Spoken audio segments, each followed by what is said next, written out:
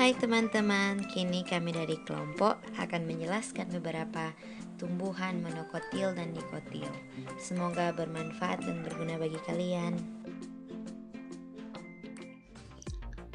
Bunga cicakrowo atau nama ilmiahnya Pedilanthus bracteatus adalah tumbuhan monokotil karena daunnya melengkung dan batangnya tidak berkambium.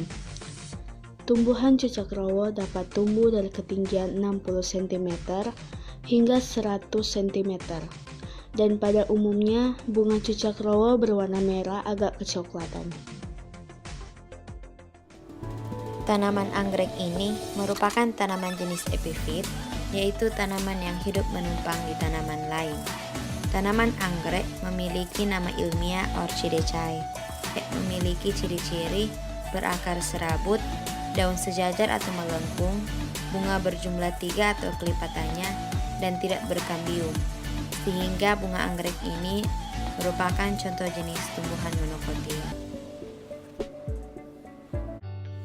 Bunga bougainville termasuk dalam tumbuhan dikotil. Ciri-cirinya adalah daunnya yang menyirip, kelopaknya berjumlah ganjil, batangnya agak keras, mempunyai duri yang tajam dan bercabang-cabang, berbatang kayu dengan duri yang berbentuk kait.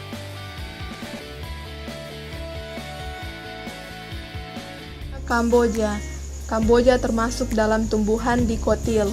Kamboja juga dikenal dengan nama lain plumeria.